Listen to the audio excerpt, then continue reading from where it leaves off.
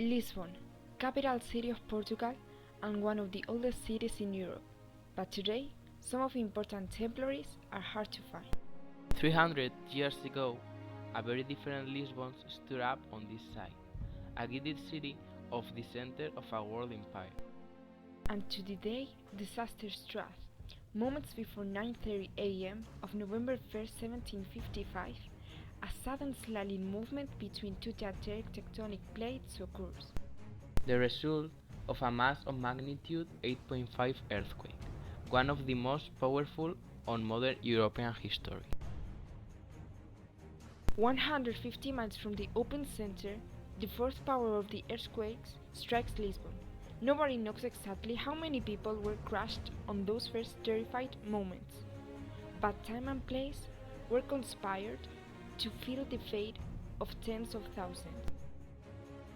Survivors fled towards open ground, down by the Tagus River. 115 miles offshore the earthquake had to split sailons of gallons of water.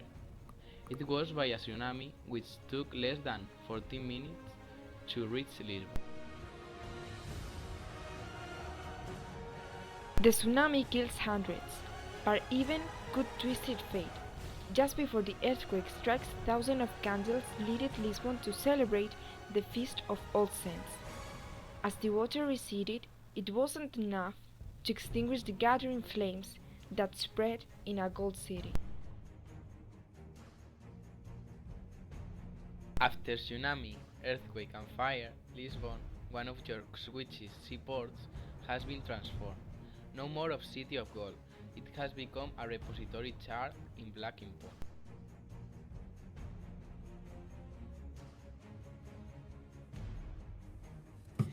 The 85% of the Lisbon buildings were destroyed, including famous palaces and libraries. Some buildings weren't damaged, but were later destroyed by the fire. The Opera Theatre was just released and was inaugurated only 6 months before. It was also destroyed by the fire. The Real Palace was located near the Tagus River, which was destroyed by a successive effects of the earthquake and the tsunami, and at the same time was destroyed the back of the Rivera Theatre. The royal document disappeared with the detailed historical records, describing the exploration of Vasco da Gama and other Portuguese early explorers. The earthquake also destroyed important churches in Lisbon, such as the Cathedral of Maria, the Basilica of São Paulo, and the Church of Mercy.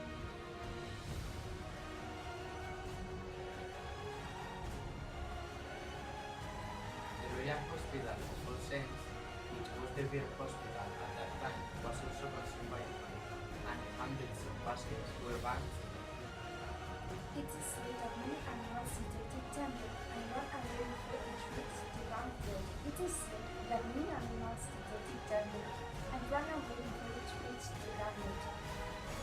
Joseph I reigned in Portugal, who agreed to the Portuguese throne at 35 years of age, after the death of his father, and almost immediately left power in the hands of Sebastian José of Carvalho and Melo, nowadays as Marquis of Pombal.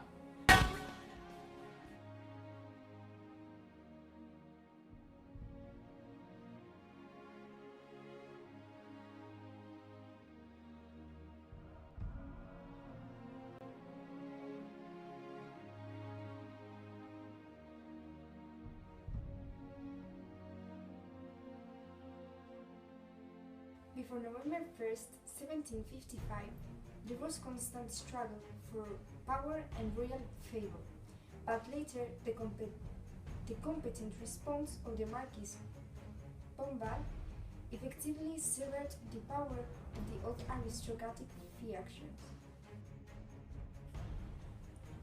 The opposition and silent resentment towards King Joseph I began to manifest, which concluded in an assassination attempt to the king, and the elimination of the powerful Duke of Aveiro and the Taura family. Due to a stroke of luck, the Portuguese royal family escaped unharmed from the catastrophe which involved the earthquake. King Joseph I and the court left the city after attending Mass of Sunrise, left Philip, the desire of one of the king's daughters, to spend the day of the Saints away from Lisbon.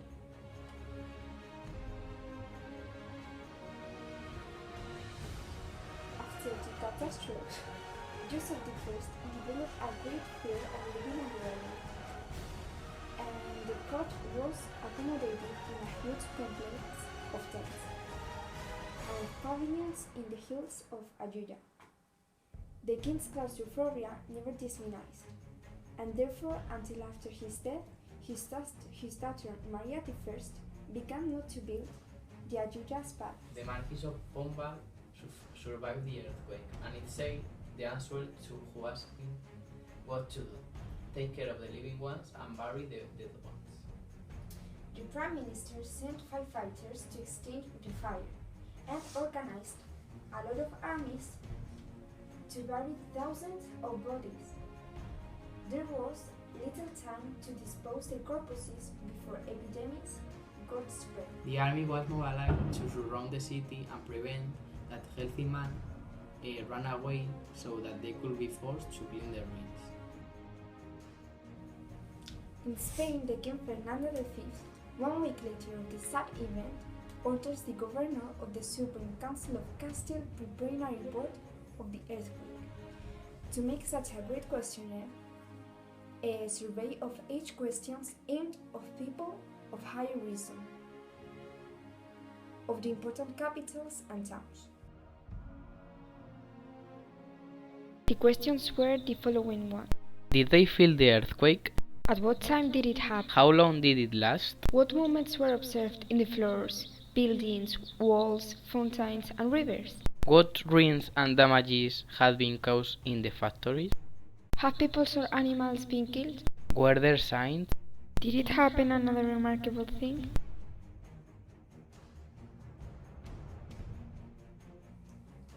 There were 5,300 victims. The tsunami reached the 12 meters in Cali. In Sevilla, the Giralda didn't suffer too many damages. Only some rocks and ornament, but the bells played along with the strength on the earth movement. The popular fantasy said that he saw the city Parisian saints, Justa and Rufina, holding the tower in the air so as not to suffer. In Morocco, only the remains of the Roman city of Volubilis by the earth. The earthquake shook much more than the cities and buildings. Lisbon was the capital of the Catholic Catholic with a long history of investment in the church and evangelization of the church. Moreover, the catastrophe became a Catholic holiday and destroyed almost every important church. The earthquake profoundly influenced many thinkers of the European Enlightenment. Many contemporary philosophers mentioned or referred to the earthquake in their writings, notably Voltaire, in Candide and in his poem Sur le désastre, Lisbon, poem of the Lisbon disaster. The arbitrariness of survival was probably more marked. Voltaire leading to satirize the idea by authors such as Gottfried or As Alexander. Theodore Adorno wrote, the Lisbon earthquake was enough to call Voltaire of the Diocese of Naples.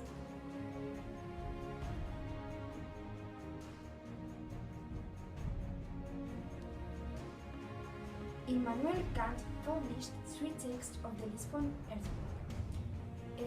They collected all the available information on news used to formulate a theory about the causes of the earthquake.